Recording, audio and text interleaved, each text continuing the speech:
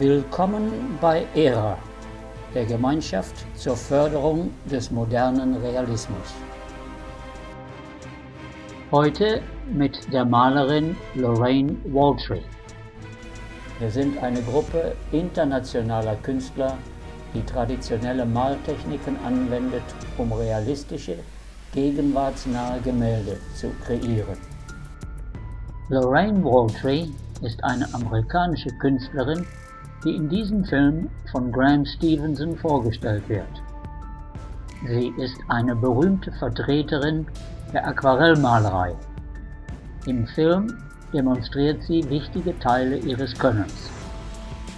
Der Originaltext ist mit deutschen Untertiteln versehen. G'day viewers, my name's Graeme Stevenson and I'd like to invite you to come on a journey of creativity and learning and adventure through the series Colour in Your Life. There's an artist in every family throughout the world, and lots of times there's an artist deep down inside all of us as well. So grab your kids, your brothers, your sisters, your aunties, uncles and mums and dads and come and see how some of the best artists do what they do.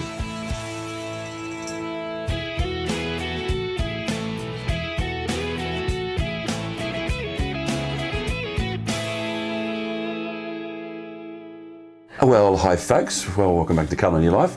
Well, we are in Colorado Springs in Colorado, and I'm with an internationally renowned, multi-award winning artist. That was a big one, wasn't it? Yes. Lorraine Watry, welcome to the show. Thank you. It's fantastic to be here. When you see what Lorraine does, you'll perfectly understand why she's regarded as an internationally renowned artist. And Lorraine has a degree in fine arts from the University of Colorado, which is pretty cool. You've been doing this for about 25 years, haven't you? I have. That's yes. amazing. And loves to paint reflections of metal and glass and water. Got a great love of animals and the outdoors as well. Yes. But this really sort of started, you would go along to your mum and dad to go bowling when you were a kid, so she's been doing it for quite some time. And you would just sit down and start to sketch and just that was your love. You knew at an early age that that's what you wanted to do. Yeah, I have worked with drawing at least in some form throughout all of my life, and just it was always something very interesting to me, and I loved animals, and so that was something early on that I would paint or draw. Yeah. So. And you were involved with computers and digital work at some stage as well? Yes. Yeah. I did computer clip art for a company for about 3.5 years, and so had the technical graphic side of art as well. And fantastic. So. And yeah, I mean, your beautiful children, it's sort of a bit of an influence for you as well. You've actually painted your boy Owen in a number of sections with his euphonium. And I think when you actually see some of the paintings of the euphoniums that Lorraine has done, you perfectly understand the amount of work that she puts into what she does. It's quite amazing. But today, we're actually going to be painting a picture of a swan. Yes. A white swan as well. And we've actually got, it's just a little marquette here that Lorraine has done, and that's what we're going to be working towards today. And I'm going to step out of shot. We're going to ask a whole bunch of questions as we go through, as we always do. And I'm going to let you start on this, and we'll come along with you for the ride. Great. Thank you. Thank you.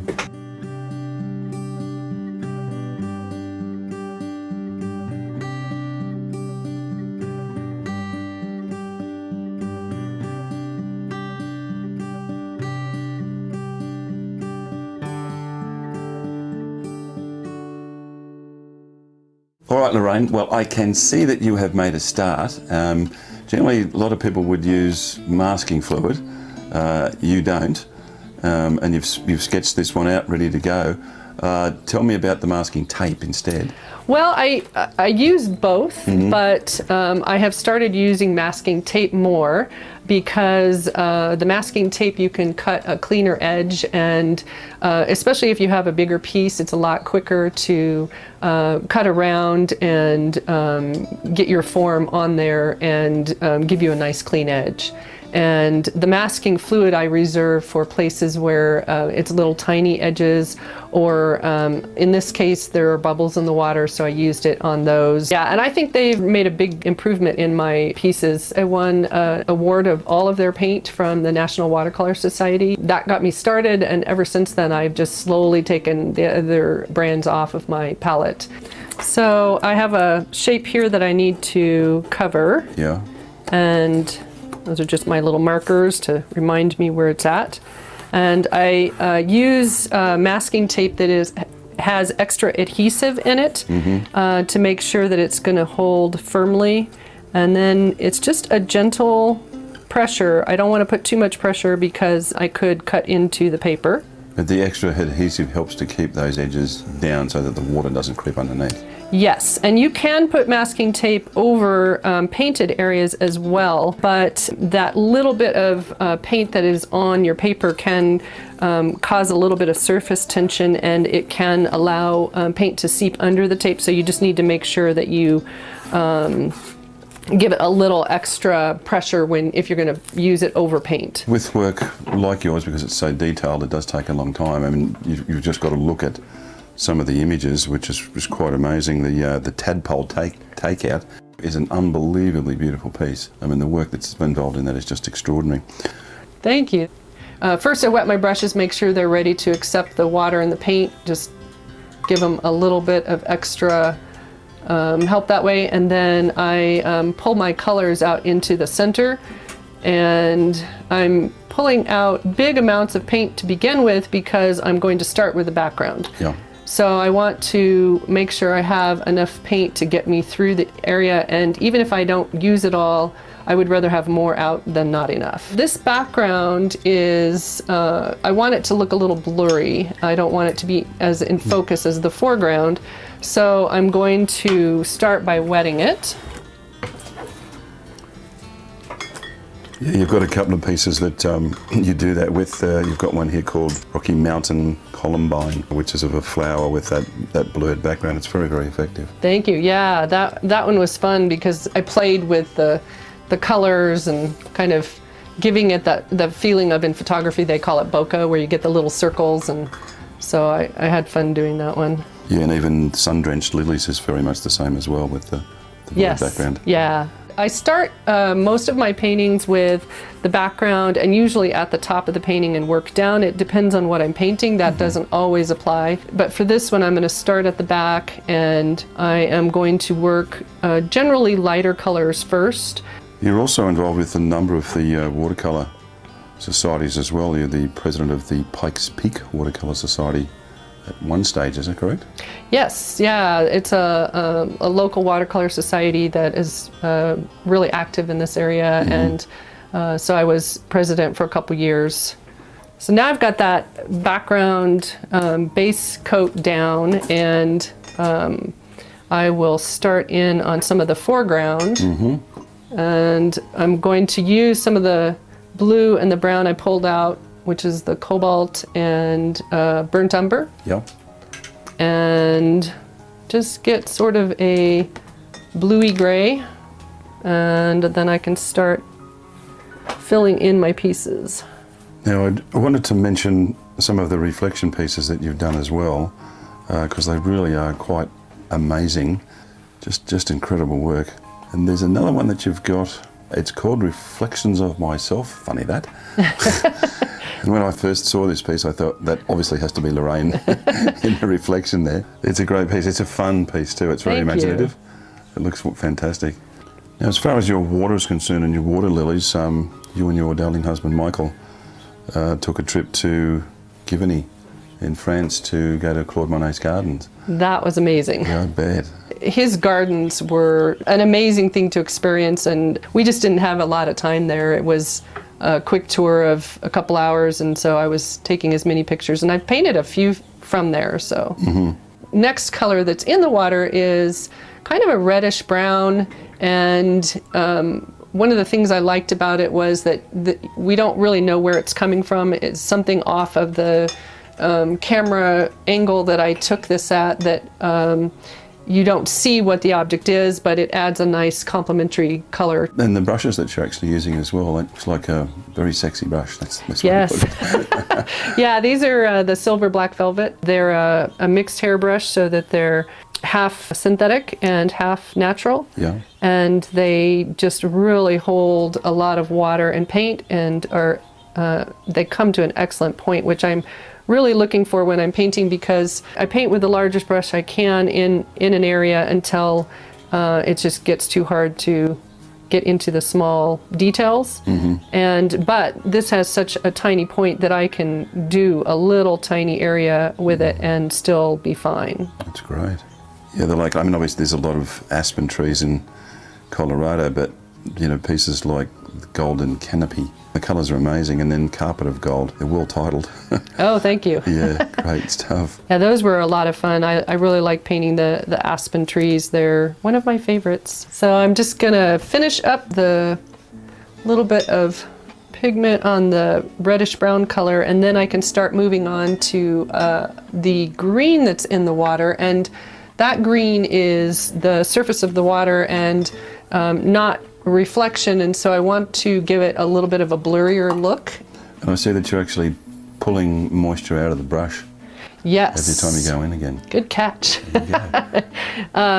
Yeah, the brush, because it holds so much water and pigment, sometimes, especially if it's a wet and wet situation, or if I want to just control how much water I'm putting on, I will just dab the back of the brush, not the whole thing, and that way I can take some moisture out without taking the color off of my brush. Okay.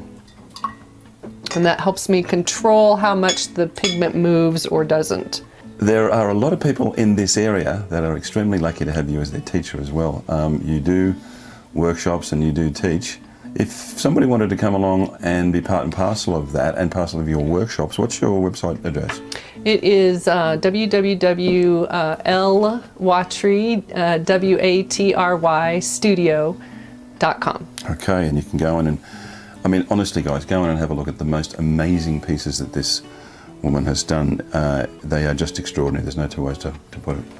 Thank you, and I have a newsletter that I put out maybe every couple of months, and if they want to sign up for that, then they can get updates on my classes or workshops or things that I'm doing. So fantastic. Yeah. Now, you've also won a number of awards over the years as well, with the National Watercolour Society, which is just wonderful. But Best of Show as well for 2011, 2014, 2017. And then obviously getting into the Lee Yorkie Woodson show as well for 2017. That's a wonderful achievement that you've done. And even overseas, you've received awards in China and in Taiwan as well. So you've really gotten out there and done some amazing things. I had entered the Shenzhen Biennial. They have a huge number of pieces that go into that show. That was one of my first experiences with an international show, and it was very exciting.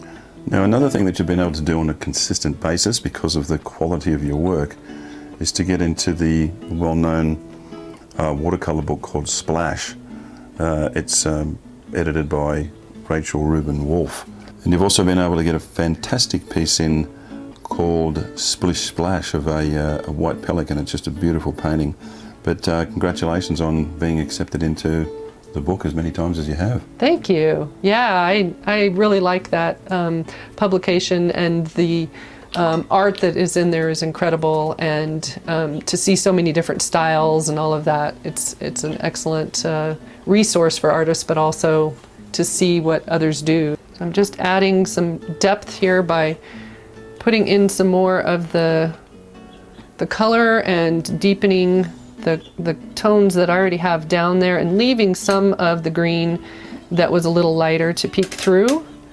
It gives me a little variety in the marks that are back in the water because the water was in motion. It wasn't like a clear glass.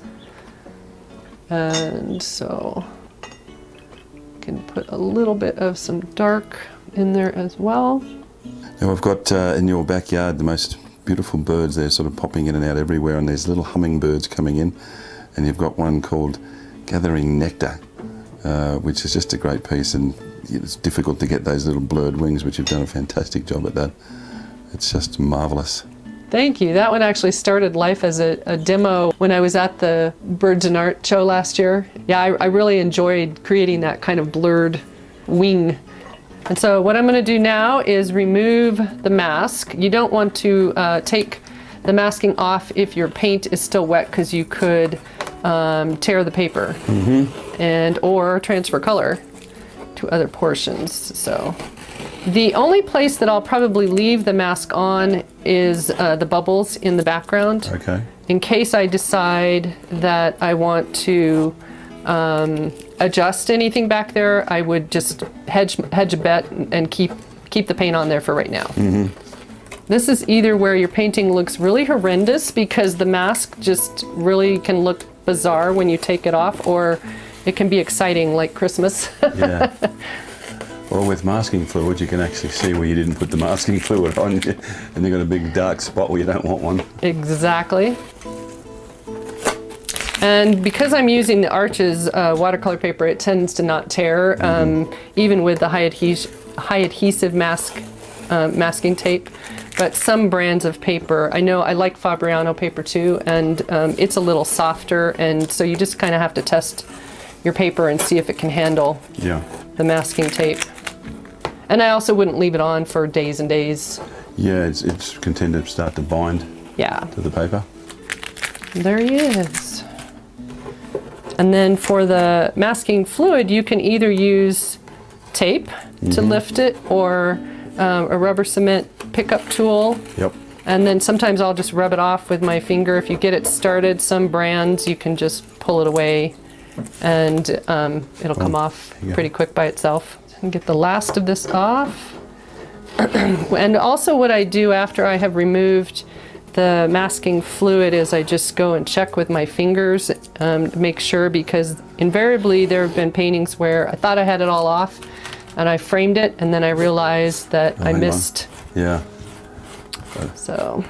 Your family's very supportive of what you do too. I think that's just incredibly important, and Michael, your husband, particularly in all of your endeavours, he's always there beside you. And yes, he is. Yeah, he's been a huge help with just keeping me going and believing in me, and been amazing art husband, because I know people whose spouses don't come to events and things, and he's always there. So that's fantastic.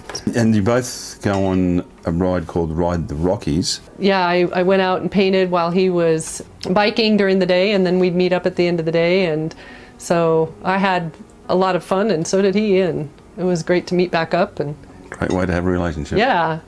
So the next area is around the neck that I'm going to put some color, and I want to use burnt sienna and cobalt for this area instead of the burnt umber, because the burnt sienna is a little warmer and I just want a little more glow in that area. And then I also will get out a little more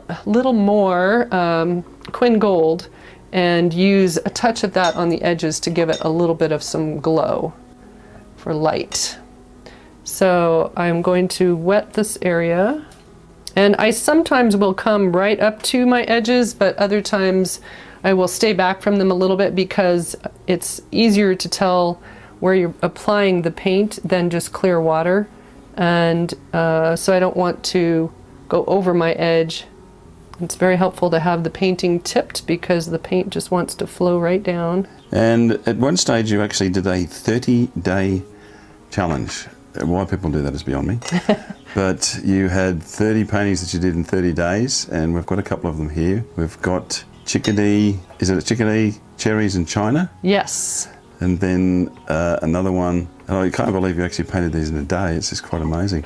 You've got one called Compass, Columbine and Colorado, and the other one that you got coming, which they're really sweet paintings, is called Lego, Lime and Lamplight. The lady who did the challenge, she suggested that having a theme would be helpful to kind of keep you going with it. And so I decided to do objects that were natural, like a bird, with something maybe man-made. And so I was mixing that up, and then as I got going with it, I started creating titles that all had alliteration in the name. So China's, chickadee, and cherries all start with a CH, and so that also helped me, because it came to the point where as I got toward the end that I was thinking, okay, what am I going to paint today? And I would come up with a bird or a object or something, and then that would help me decide what I was going to put with it.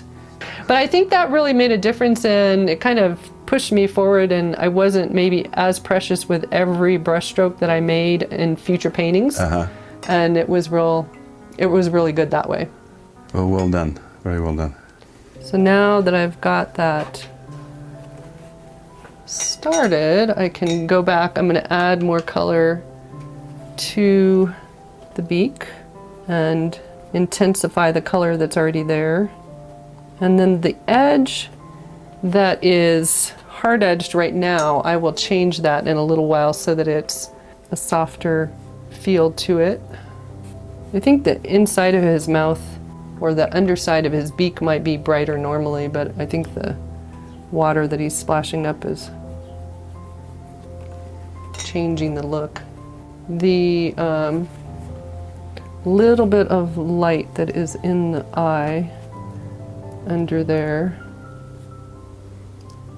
I'm going to soften it out because I don't want it to be that strong. And there are places on the edge of his feathers right here where if you just take a little bit of water and pull out with the water, you can soften those edges and give the bird a little bit of a fuzzier feel to his feathers. You also have a really good YouTube channel yourself that's just got, you got thousands of subscribers and just some fantastic information in there too. So do you, what's your YouTube address? It is Lorraine Watry. That's it? Easy. And if somebody wants to do one of your workshops, they can go to... My website is lwatrystudio.com, and they can sign up for my newsletter to get information. So I won't be able to finish this today, but I want to show you one more thing about the beak and the reflection down in the water, and just a few marks on it can really make a difference in how it looks.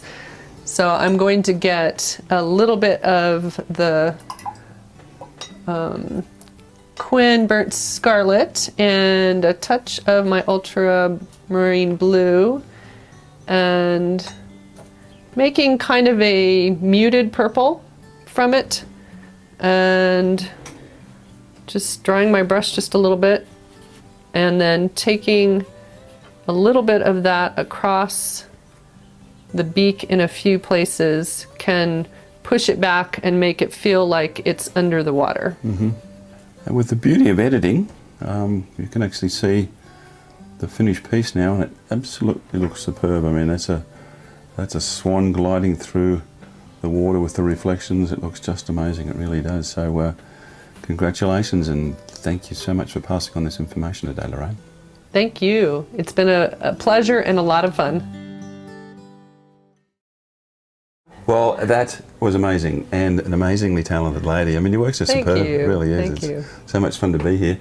Now, as I said, Lorraine has got her own YouTube channel with tons of information on it there, so I would suggest that you go to her YouTube channel. A lot of artists don't have them, and you're an incredibly great teacher and your workshops are fantastic. But go to Lorraine Watry on YouTube, and you can subscribe there. And also your workshops again, your website address again? Is lwatrystudio.com. Come on, if you would like to learn how to paint and do these things, there's not a lot of people that can actually do watercolours like this, but Lorraine is one of them. Come in and have a look. Go to our YouTube channel as well and subscribe.